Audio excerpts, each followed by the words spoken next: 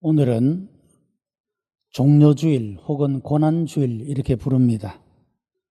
종려주일이라고 부르는 이유는 예수님께서 예루살렘 성으로 입성을 하실 때 많은 사람들이 종려나무 가지를 꺾어서 흔들며 호산나, 다윗의 자손 예수를 찬송하고 맞이한 데서 유래한 그런 종려주일입니다. 고난주일은 예수께서 이 한 주간 동안에 체포를 당하시고 신문을 당하시고 채찍에 맞으시고 십자가를 지시고 죽음에 이르신 한 주간이기 때문에 그래서 이 주간을 가리켜 고난주간이라 고난주일이라 이렇게 부르게 됩니다. 여러분, 우리가 믿고 있는 성경은 하나님의 말씀이요, 이 말씀은 진리요 생명의 말씀이요 구원과 은혜의 말씀인 줄로 믿습니다. 이 성경에 대해서 많은 사람들이 반대하는 생각을 가지고 성경의 허구를 주장하기 위하여 성경을 연구하고 했던 많은 사람들이 있습니다. 그러나 그럴수록 이 성경은 역사적 사실에 대한 진리를 말씀하고 있는 것일 뿐 그들이 아무런 허구도 발견하지 못했던 것을 보게 됩니다. 빌라도의 보고서라고 하는 것이 있습니다.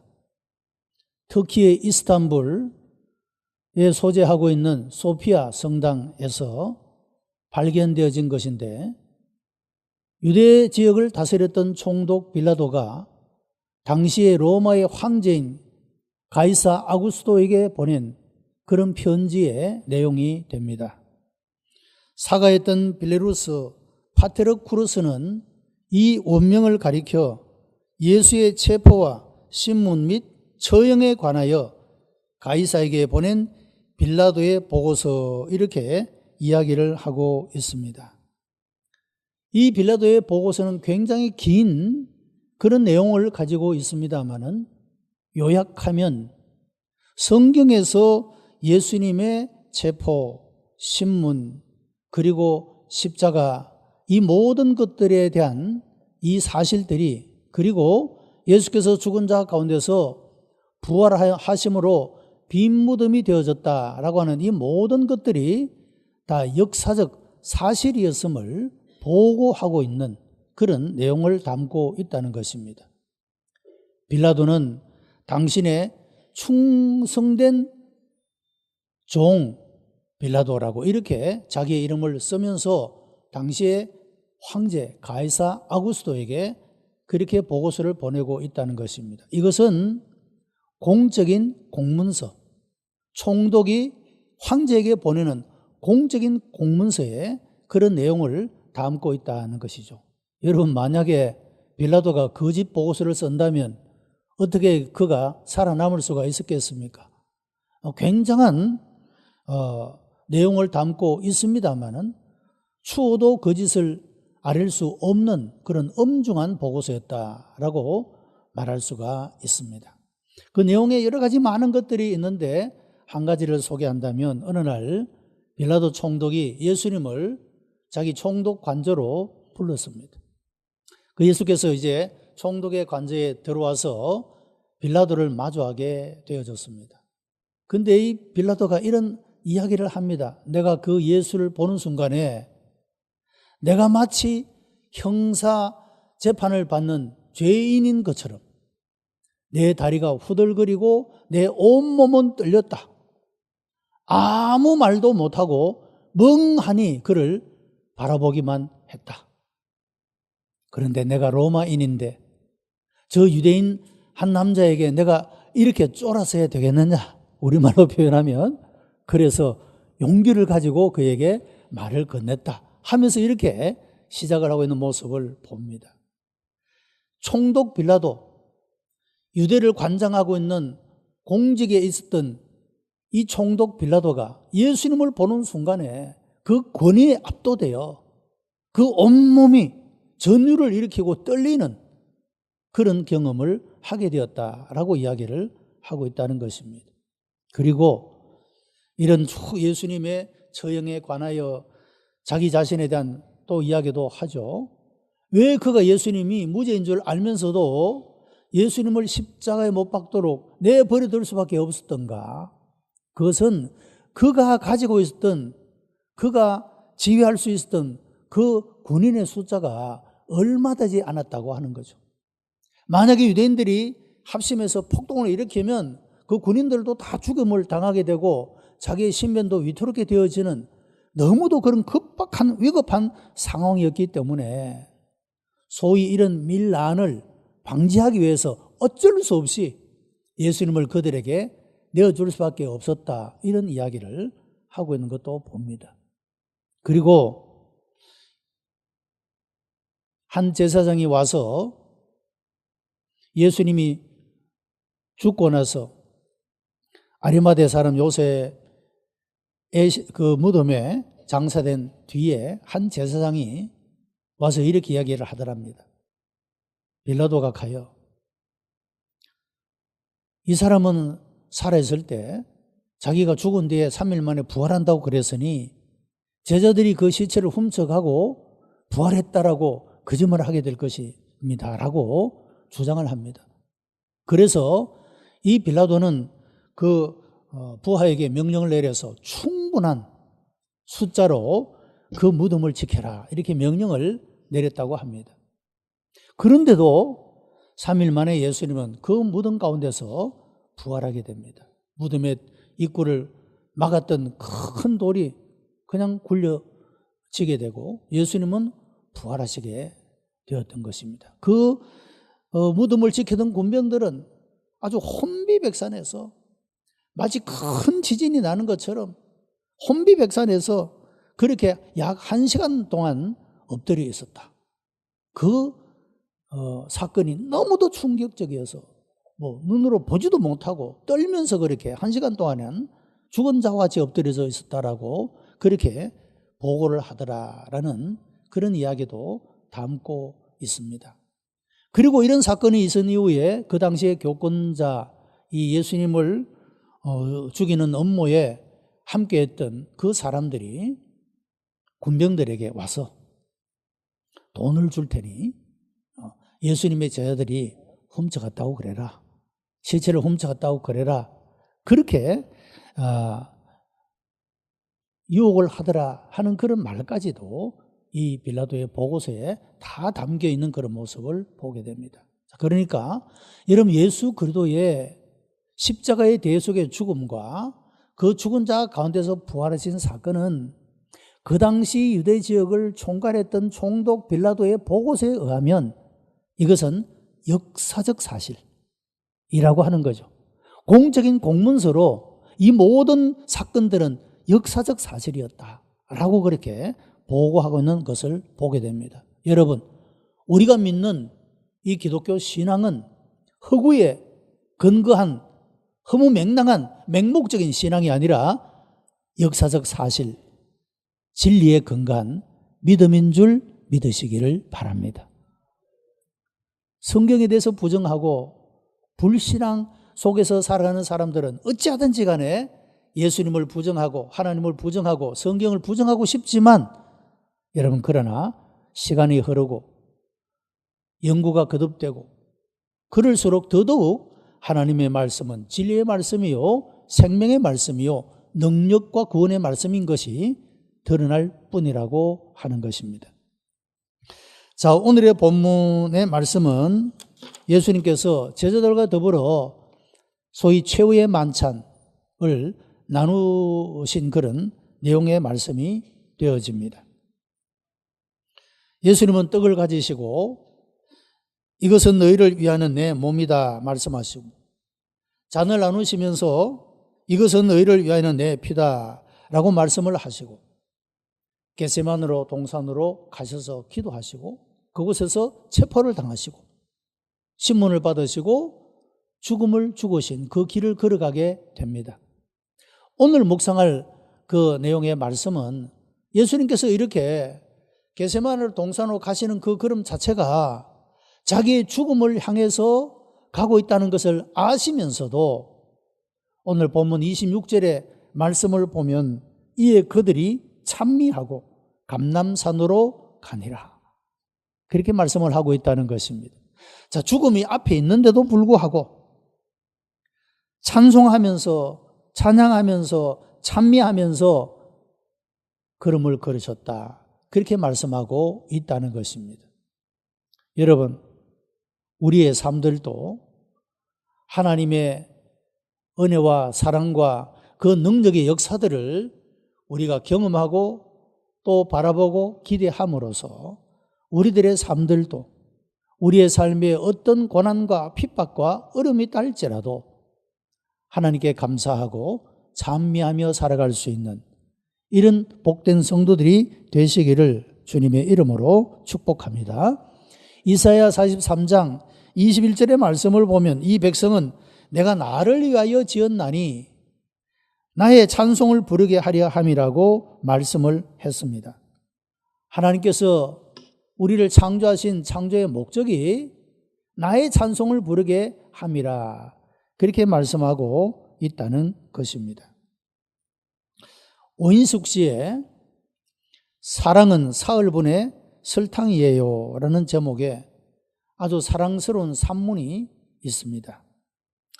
이 책에 그분이 친히 경험한 것을 이렇게 쓰고 있는데 어느 날 장애인 선교회에서 행복 나누기 찬양제라는 것을 열게 되는데 이 오인숙 씨에게 초청장을 보낸 겁니다. 우리와 같이 찬송도 부르고 또 좋은 시를 하나 그렇게 들려줬으면 좋겠다 하고 초청장을 보냈습니다. 그런데 오인숙 씨가 이런 생각을 했답니다. 야, 장애인 선교회에 가서 뭔가 내가 같이 앉아있다는 것이 부담스럽다 이렇게 느꼈다는 거예요. 그래서 거절을 했답니다. 가지 않겠노라고. 그런데 그가 하루 일을 끝내고 그 시간이 되어서 자꾸 마음이 뭔가 편하지를 못해서 제가 가기로 결심을 했답니다. 거기 갔더니 그 복음성가 가수인 조성철 씨가 휠체어에 앉은 채로 그렇게 기타를 치면서 복음성가를 부르는 그 노래를 듣게 됩니다. 그 노래를 듣는 그 시간 동안에 점점 그의 마음속에 감동과 감격이 찾아오게 되고 그의 눈에는 눈물이 흐르게 되더라는 겁니다. 그리고 그가 이런 고백을 했다는 것입니다. 자신이야말로 가장 무거운 중증장애인이다. 저분들은 몸의 장애인이지만 나는 마음의 장애인이다.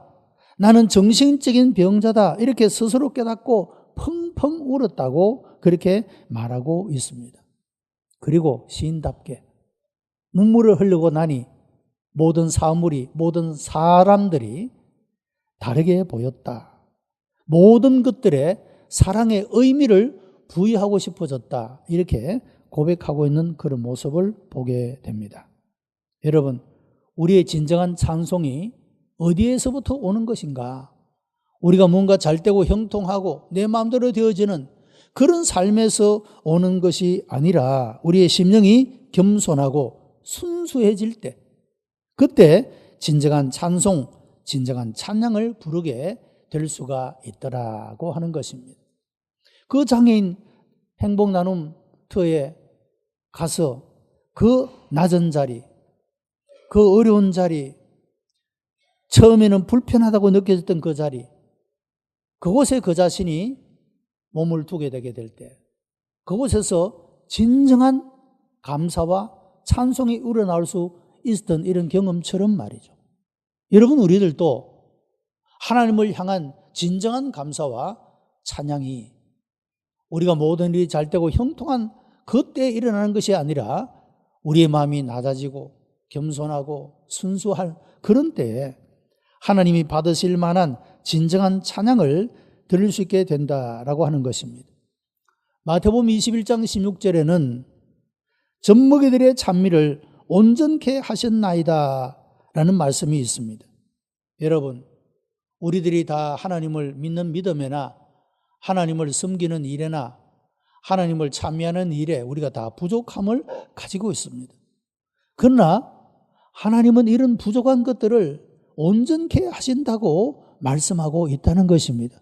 우리의 삶 가운데 은혜를 베푸시고 능력으로 역사하시고 하나님이 위대한 일을 행하심으로 우리의 부족한 그 찬미를 온전케 되도록 하나님이 역사해 주신다고 말씀하고 있는 것입니다. 우리들의 삶에도 이런 은혜와 이런 놀라운 하나님의 능력을 경험하는 일이 일어나게 되기를 바랍니다. 종려주일에 예수님께서 나귀를 타고 입성하실 때 많은 사람들이 호산나 다윗의 자손이여 라고 그렇게 찬송을 불렀습니다. 여러분, 어른들은 예수님이 왕이 된다고 그렇게 예수님을 찬송하였고, 제자들은 예수님이 예루살렘에 올라가면 자기들도 한 자리를 차지할 수 있겠다는 생각에 그렇게 환영을 했고, 아이들은 순전한 마음으로 이것도 저것도 어떤 기대도 하지 않고 순전한 마음으로 순수하게 호산나 찬송을 불렀다는 것입니다. 여러분, 예수님은 이 어린 아이들의 젖먹이들의 찬송을 온전케 하신다라고 말씀합니다. 이것이 바로 온전한 찬송이다, 그런 말씀이 되겠습니다. 여러분, 감사와 찬송은 하나님의 은혜와 진리에 대한 깊은 깨달음에서부터 찾아오게 되는 것입니다. 사도 바울이 많은 찬송을 불리지 않겠습니까? 성교의 삶을 살아가며 공적인 기록은 빌립보 감옥에서 실로와 함께 찬송을 불렀다는 그런 기록이 담겨져 있습니다. 예수님의 이름을 위하여 매를 맞고 죽을 지경이 되어서 하나님을 찬양하고 있는 그야말로 아름답고 순수한 그런 찬송이었다고 말할 수가 있을 것입니다.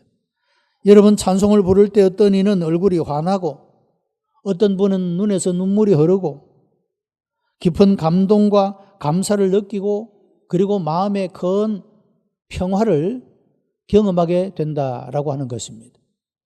이것이야말로 찬송하는 삶에 나타나는 하나님의 은혜요 능력의 역사라고 말할 수가 있습니다. 여러분, 우리 찬양대가 찬양을 부르고 우리가 함께 박수로 하나님께 영광을 올려드립니다. 하나님이 우리를 향하여 일하시는 그 위대하신 일들을 묵상하면서 우리가 하나님께 함께 영광의 박수를 올려드리는 그런 행위입니다. 여러분, 우리가 이런 찬송을 부를 때, 찬양을 들을 때 우리 마음속에는 하나님이 주시는 그런 평화가 우리 마음을 지배하게 되고 우리 속에 있던 모든 염려와 근심과 걱정들이 사라지게 되고 하나님의 놀라운 평화가 우리 마음을 지배하는 것을 경험할 수 있게 된다라고 하는 것입니다. 여러분, 우리들의 찬송이 온전하게 되어지는 역사가 일어나게 되기를 바랍니다. 우리가 찬송을 부를 때마다 그런 하나님의 역사를 경험하고 우리가 찬양을 들을 때마다 그런 하나님의 온전케 하시는 역사를 경험할 수 있다면 여러분, 우리가 예배에 나올 때마다 기대와 감격과 기쁨과 감사 속에서 우리가 하나님을 예배할 수 있지 않겠습니까? 온전한 찬송은 이와 같이 깊은 은혜를 깨달을 때 우리가 부르는 것이다 할 수가 있습니다. 여러분, 이스라엘 백성들은 애굽에서 400년 동안이나 종로로 다니며 살았습니다. 하나님께서 모세를 불러내시어 그를 통하여 이 이스라엘 백성들을 애굽의 속박으로부터 해방되게 하셨습니다. 10가지의 재앙을 통하여 할 수 없이 이스라엘 백성들을 내보낼 수밖에 없게 되었고 그들이 억지로 내보내기는 했어도 이들을 다시 붙잡아 와야 되겠다는 생각으로 애굽의 군대가 추격해 오게 됩니다. 앞에는 홍해가 놓여 있습니다. 하나님은 기적적 방법으로 홍해를 가르시고 이스라엘 백성들을 육지같이 홍해를 건너게 하셨습니다. 그들을 추격하던 이 애굽의 군대들은 다시 물을 합침으로 그들이 다 수장되어 죽었다라고 그렇게 말씀하고 있습니다. 이스라엘 백성들은 바로 자기의 눈앞에서 하나님이 행하시는 이 큰 일을 보게 된 것입니다. 하나님의 신비한 능력, 그 창조적인 역사에 대한 깨달음이 마침내 이 같은 감격과 감사의 찬양을 부르게 되었다라고 하는 것입니다. 스위스의 심리학자이고 의사인 폴 투르니에라고 하는 사람은 많은 환자들, 특별히 정신과 환자들을 상담을 하는 일로 거의 평생을 보내게 되어집니다. 그가 쓴 창조적 고통이라고 하는 책에서 그가 깨달은 것은 현대 환자들의 중증은 바로 자기 상실이다, 이렇게 말합니다. 사람이 열심히 뭔가를 향하여 쫓아가고 살아가는데 가만히 들여다보니 이 사람들은 자기를 잃어버리고 살고 있더라는 것입니다. 자기 상실이라고 하는 중증을 앓고 있는 그런 사람들이라고 파악했다는 것입니다. 더 큰 문제는 그들이 자기를 잃어버리고 살아가고 있는 이것을 모른다고 하는 것, 이것이야말로 가장 심각한 문제다, 그렇게 말하고 있다는 것입니다. 여러분, 고난이라고 하는 것은 누구도 원치 않는 일입니다. 누가 괴롭고 고달프고 여러분 힘든 인생을 살고 싶어 하겠습니까? 아무도 그런 인생은 원치 않습니다.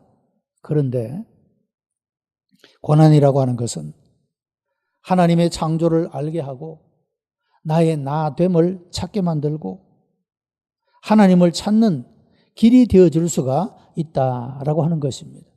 진정한 나를 찾고 하나님을 찾고 내 인생의 목적과 의미가 무엇인지를 찾고 그런 인생을 살아가게 될 때 진정한 찬송이 나타날 수가 있다라고 말하고 있는 것입니다. 여러분, 우리는 예수님의 십자가를 바라보고 십자가를 통하여 우리는 영원을 바라보게 됩니다. 죽음 뒤에 있는 영원한 생명, 그 하나님 나라에서 누리게 될 영원한 영광, 여러분, 이것을 우리가 바라보게 되는 것입니다. 우리의 지난날의 과거가 하나님의 손에 있었습니다. 우리의 과거가 아무리 죄로 얼룩진 부끄러운 인생이라 할지라도 예수님은 십자가에서 이 모든 것들을 깨끗하고 정결하게 씻어주셨습니다. 마치 한 번도 죄를 짓지 않는 자처럼 우리를 의인으로 취급하여 주시는 것입니다. 현재가 하나님의 은총 안에 있습니다. 우리의 모든 필요를 채우시며 우리의 날마다의 모든 삶들을 인도하시고 보호하고 계시는 이런 하나님의 현재의 은총을 우리가 만나며 살아가게 되는 것입니다. 뿐만 아니라 우리의 미래는 하나님의 그 찬란하고 영광스러운 약속들로 가득 차 있기 때문에 우리는 희망차게 우리의 미래를 바라보며 살아갈 수 있게 된다라고 하는 것입니다. 하나님이 이와 같이 우리에게 행하시는 과거와 현재와 미래, 이 모든 일들을 우리가 생각하게 될 때 어찌 감사치 아니하고 찬양하지 아니할 수가 있는가 하는 것입니다. 이 순간에 순수한 찬송이 그런 우리의 삶 속에서 나타나게 된다라고 하는 것입니다. 찬미의 주제는 언제나 주 대신 하나님을 찬양하는 것입니다. 사람이 이를 때는 내 소원을 이루어 주세요라고 하는 자기 중심적인 그런 기도를 드리지만 이것을 넘어서게 될 때 오직 창조주 하나님을 찬양하게 되고 나를 구원하신 예수 그리스도를 찬양하게 되고 오늘도 내 마음에 함께 계시는 성령의 역사와 그 은혜를 찬양하게 되는 것입니다. 여러분, 신학적으로 온전한 찬양은 삼위일체적인 찬양입니다. 성부 하나님께 대한 찬양, 성자 예수 그리스도에게 대한 찬양, 성령 하나님에 대한 찬양. 여러분, 이런 찬양이 신학적으로 온전한 찬양이라고 말할 수가 있습니다. 하나님의 우리를 위하여 행하신 창조, 섭리, 심판, 예수 그리스도께서 우리를 위하여 행하신 대속 그리고 구원, 성령께서 우리의 삶 가운데 세상 끝날까지 함께 하시면서 우리에게 나타내시는 그 은혜와 사랑, 여러분, 이런 것들을 우리가 깨닫고 경험하면서 우리가 온전한 찬송을 하나님 앞에 올리게 된다라고 하는 것입니다. 초대교회의 특징은 서로 사랑하고 돕고 공유하는 일이었었습니다. 무엇보다도 중요한 것은 하나님을 찬양했다고 하는 것입니다. 사도행전 2장 47절에 보면 초대교회 사람들은 모일 때마다 하나님을 찬송했다라고 말하고 있습니다. 그들이 경제적으로 달라진 것이 없습니다. 정치적으로 여전히 로마의 압제를 받고 있는 상황입니다. 그들의 삶이 이렇게 여러 방면으로 보아도 별로 달라질 것이 없습니다. 그러나 그들에게 달라진 것은 그들의 마음속에 하나님을 찬송하는 마음이 생겼다고 하는 것입니다. 원망과 불평과 좌절에서 벗어나서 하나님의 영광을 찬양하는 것으로 그들의 마음이 바꾸어졌다는 것입니다. 여러분, 이와 같이 하나님은 우리의 찬미를 온전케 하시는 분이시다 라고 말씀을 합니다. 순진하면서 잘 모르고 깨닫지 못하게 그때에 우리로 하여금 알게 하시고 나를 중심한 찬송을 하나님의 영광을 중심으로 한 찬송으로 바꾸시고 조건적인 감사를 무조건적인 감사로 현재 이 답답한 우리의 삶을 영원지향적인 거룩한 심령으로 성화시켜 주실 때 우리는 하나님을 찬송하게 된다라고 하는 것입니다. 여러분, 김환란 박사님은 내 장례식에 장송곡을 부르지 마라, 축제와 같이 기쁜 찬송을 불러다오라고 했습니다. 그래서 그의 장례식은 그야말로 축제와 같았다라고 말합니다. 슬픈 노래로 부르지 말라는 겁니다. 내가 하나님 나라에 아버지 품에 들어가는데 왜 슬픈 노래를 부르느냐 이거죠. 그래서 마치 좋은 곳으로 가는 사람을 환송하는 것처럼 축제와 같은 그런 분위기였다라고 말합니다. 김정준 목사님은 저 좋은 낙은 이르니 나의 기쁨일세 이 찬송을 불러달라고 부탁을 했다라고 말합니다. 성도 여러분, 예수님은 십자가를 향하여 십자가를 지시기 위하여 마지막 겟세마네 동산에서 기도로 가시는 그 걸음 속에서 그들이 걸어갈 때에 찬미하며 갔다. 그렇게 말씀을 하고 있습니다. 여러분, 그리스도인은 찬미와 함께 세상을 이기고 죄를 이기고 환난을 이기고 찬송하며 승리하는 것이 바로 그리스도인의 모습인 것입니다. 우리 모두가 다 우리 인생의 걸음을 걸어가게 될 때 찬미하는 삶으로 하나님이 내 삶의 중심에 계시고 그 하나님의 행하시는 일들을 기억하고 그 은혜에 감사하면서 찬미하는 삶을 살아감으로 우리의 삶 속에 있는 어두운 것, 불안과 염려, 걱정, 여러분 이 모든 것들도 사라지게 하시는 우리의 찬미를 온전케 하시는 이런 하나님의 은혜를 경험하는 그런 우리 복된 성도들이 다 되시기를 주님의 이름으로 축복합니다. 기도하십시다. 은혜가 풍성한 하나님, 감사와 찬송과 영광을 하나님 앞에 올려드립니다. 우리를 사랑하시어 하나님의 자녀를 삼으시며 영원한 하나님 나라의 영광을 보게 하시니 감사하옵나이다. 아버지 하나님, 우리들의 찬미를 온전케 하여 주시옵소서. 삼일체 되시는 하나님께서 우리의 삶 가운데 임재하시고 역사해 주심으로 그 하나님의 은혜, 사랑, 능력, 긍휼, 그 임재를 경험하게 하여 주시옵시고 우리 모두의 삶 속에서 찬송으로 말미암아 어둠이 물러가고 모든 불안과 염려의 걱정의 생각들이 사라지게 하시는 하나님의 은혜를 만나도록 주께서 역사해 주시옵소서. 이 종려주일, 이 고난주일에 이 고난으로 하여금 나를 찾고 하나님을 발견하고 내 인생의 목적을 발견하며 힘있게 승리의 삶을 살아가도록 우리 주님께서 역사해 주시옵소서. 구주 예수 그리스도의 이름으로 기도드려옵나이다. 아멘.